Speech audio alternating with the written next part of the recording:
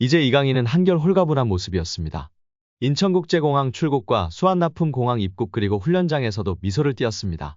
동료들과 완벽히 녹아들어 훈련을 소화했습니다. 대한축구협회 관계자는 방콕 도착 전후로 이강인이 많이 밝아졌다고 귀띔했습니다. 특히 식사 시간 동안 편하게 대화를 나누면서 경기를 준비하고 있다고 알렸습니다. 탁구 게이트가 일단락됐습니다. 이강인과 대표팀은 태국전에 포커스를 집중하고 있습니다. 한국 축구의 돌파구가 필요한데요. 갈등을 봉합한 뒤 다시 손을 맞잡은 신구 에이스 손흥민, 이강인의 득점력에 기대를 걸 수밖에 없습니다. 대표팀에서 현재 지금 가장 믿을 수 있는 창은 손흥민과 이강인입니다. 잉글랜드 프리미어리그에서 이번 시즌 14골을 넣은 손흥민은 대표팀에서도 가장 확실한 해결사입니다. 대표팀 전천후 공격수로 활약 중이며 태국과의 1차전에서는 왼쪽 페널티 박스 안쪽을 파고든 이재성의 컷백을 마무리해 골맛을 봤습니다. 선발 베스트 11 복귀가 유력한 이강인과의 호흡이 기대되는 상황인데요. 지난 1차전에서 이강인과 손흥민은 계속해서 득점을 하기 위해 만들었는데요. 특히 오른쪽 측면에서 손흥민과 합작골을 노린 몇 차례 시도는 날카로웠다는 평가입니다. 이강인은 투입되자마자 상대 수비의 최후방과 골키퍼 사이에 공간에 떨궈주는 패스를 넣어주면서 팀 공격에 활력을 불어넣어 주었습니다. 이강인의 감각적인 볼 투입은 태국의 수비를 크게 흔들었습니다. 비록 골까지 연결되지 않았지만 손흥민과 월패스로 태국 수비진을 무너뜨리는 합작 플레이로 팬들의 환호성을 자아냈습니다. 이제 손흥민, 이강인 조합이 터질 날입니다. 이어 언론과 축구 팬들은 중원 조합 및 중원이 더욱 두텁고 밸런스를 갖춰야 한다고 말하고 있습니다. 황선홍 감독도 밸런스를 신경 쓰겠다고 발언했는데요. 황인범 출전이 유력한 상황에서 박진섭이나 정호연 등 수비적인 역할을 할 수 있는 미드필더 조합을 통해 얼마나 밸런스를 맞출지 관심이 집중되고 있습니다. 이재성, 황인범을 아예 중원으로 내리고 그 밑에 박진섭이나 정호연으로 3미들로 두텁게 했으면 좋겠는데요. 매번 압박에 실수하고 큰 실점 위기를 내줬던 한국이기에 2명의 미드필더보다는 3명으로 했으면 좋겠습니다. 여기에 있고 없고 차이가 크다. 모든 국민이 지난 태국과의 1차전을 보면서 들었던 생각입니다. 바로 이강인 선수의 이야기인데요.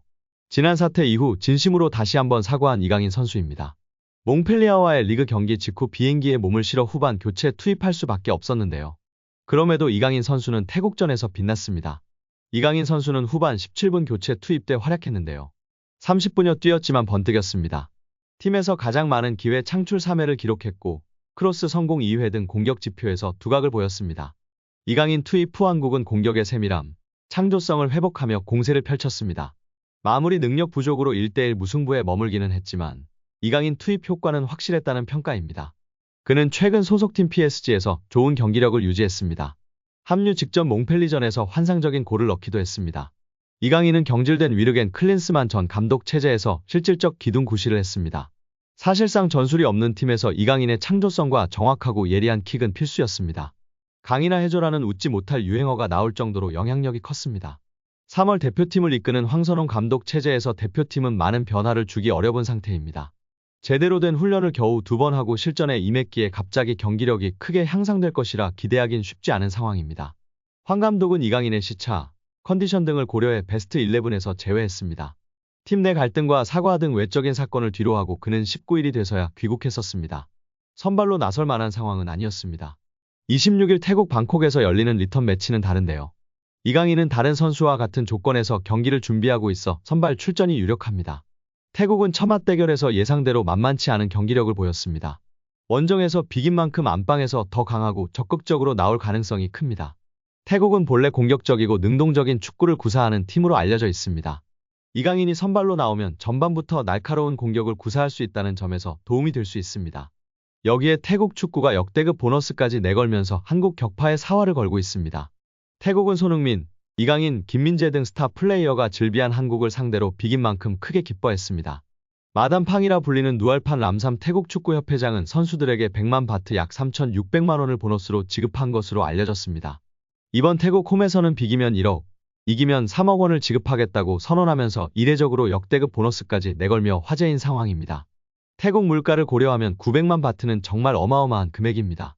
태국의 월 평균 임금은 1만 6천 바트 약 59만 원로 알려졌습니다. 일반 노동자라면 1년 반을 넘게 일해야 벌 수 있는 큰돈인 셈입니다. 부임 후 처음으로 홈경기를 치르는 이시이 마시타다 감독도 자신감을 내비쳤습니다. 그는 경기 전 기자회견에서 당연히 이 경기는 기대감이 높다. 서울에서 1대1로 비기고 왔기 때문이다. 이 결과를 바탕으로 나도 기대감이 높다. 좋은 결과가 있을 것이라 생각한다 라고 밝혔습니다. 특히 이번 태국 방콕 원정에서 패배하면 대한민국 축구 국가대표팀의 월드컵 최종 예선 진출도 장담하지 못하는데요. 방콕 원정에서 반드시 승점을 따고 돌아가야 하는 이유입니다. 방콕 원정에서 한국은 승점을 따고 돌아가야 최종 예선 진출 가능성을 높일 수 있는데요. 방콕 원정에서 승점을 따지 못한다면 상상하지 않았던 2차 예선 경우에 수를 따져야 합니다. 방콕 원정에서 가장 최근 패배한 건 지난 1998년 방콕 아시안게임 8강전입니다.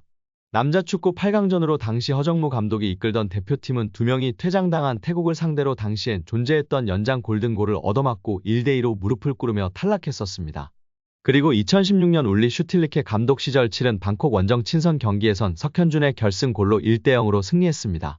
당시엔 친선 경기였고 경기장도 라자망갈라 스타디움이 아닌 수파찰라사이 경기장으로 다른 곳이었습니다. 라자망갈라 원정은 1998년 이후 26년 만에 처음입니다. 만약 한국이 28년 만에 태국 원정에서 패한다면 한국과 태국이 승점 동률이 됩니다. 여기에 중국도 싱가포르와 텐진에서 4차전을 치르는데 싱가포르를 잡는다면 중국도 2승 1무 1패로 승점 동률이 됩니다. 물론 골득실에서 현재 한국이 압도적으로 높아 1위를 유지하겠지만 일단 전적이 동률이 된 이상 1, 2위 확보를 장담하기 어렵습니다. 48개국 참가로 늘어난 2026 북중미 월드컵부터 아시아 지역 2차 예선은 각조 1, 2위 팀이 3차 예선에 진출하고 나머지 팀들은 2027 아시아 축구연맹 아시안컵 최종 예선으로 진출합니다. 최종 예선 통과에 실패하면 그간 한국이 이어온 월드컵 10회 연속 진출했던 역사가 사라지게 됩니다. 태국은 한국 원정 무승부로 결의의 참모습입니다. 태국은 한국전과 싱가포르전을 묶어서 티켓을 팔면서 손흥민을 표지 모델로 내걸었고 48,000여 석이 모두 동이 났습니다. 현지 교민들도 원정석 티켓을 구하기 어려울 만큼 태국 현지에서 티켓 대란이 벌어지고 있다는 소식입니다. 한국은 방콕 원정을 절대 방심해선 안 됩니다. 무더운 날씨에 일방적인 태국 홈팬들의 응원을 모두 이겨내야 하는 숙제를 떠안은 대표팀입니다. 많은 축구팬들분들과 국민들이 느꼈던 것처럼 확실한 차이를 주는 이강인 선수가 이번 태국전에서는 멋진 어시스트나 골로 팬들에게 메시지를 전해줬으면 좋겠습니다. 우리 이강인 선수를 비롯한 우리 태극전사들 이번 태국전에서도 부상 없이 맹활약하길 기대하고 응원하겠습니다. 과연 이번 태국 원정 체감온도 35도가 넘는 찜통 더위라고 하는데요. 귀중한 승점 3점을 챙길 수 있을지 귀추가 주목되고 있습니다. 여기에 이강인 선수가 음바페에 대해 발언한 내용이 팬들에게 화제가 되고 있는데요. 파리 생제르맹에 입단한 이후 처음에는 네이마르 선수와 절정의 케미를 보인 후 네이마르가 떠나고는 완전 음바페 선수와 특급 케미를 보이고 있습니다. 이전의 경기와 훈련에서 이미 많이 팬들에게 관심을 받았었습니다. 먼저 이전 경기에서와 훈련 때 어땠는지 살펴볼까요? 여기에 최근 이강인 선수가 화보 촬영을 하면서 인터뷰한 내용이 화제가 되고 있는 건데요. 오늘 디올의 옷을 입고 촬영했어요. 마침 디올은 PSG와 돈독한 우정을 자랑하고 있고 파리를 대표하는 브랜드죠. 팀원들의 반응은 어땠어요? 팀원들은 제가 뭘 입고 어떤 화보에 나오는지 대단히 관심이 많아요. 다들 제 슛돌이 시절과 대표팀 사진을 찾아와서 놀리는데 이번 화보를 보면 분명 놀리고 웃고 떠들 생각부터 할 거예요. 특히 음바페 같은 프랑스 선수들이요. 음바페는 그냥 저를 놀리기 위해 태어난 것 같아요. 아마 제일 크게 웃고 떠들지 않을까요? 라는 인터뷰의 내용이 축구 커뮤니티에서 공유되며 화제가 되고 있습니다.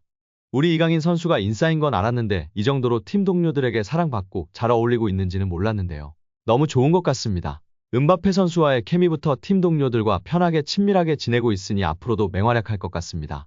오늘 영상은 여기까지입니다. 끝까지 시청해주셔서 감사합니다. 늘 건강하시고 더 좋은 영상으로 찾아뵙겠습니다. 구독과 좋아요도 잊지 마시고 부탁드립니다. 감사합니다.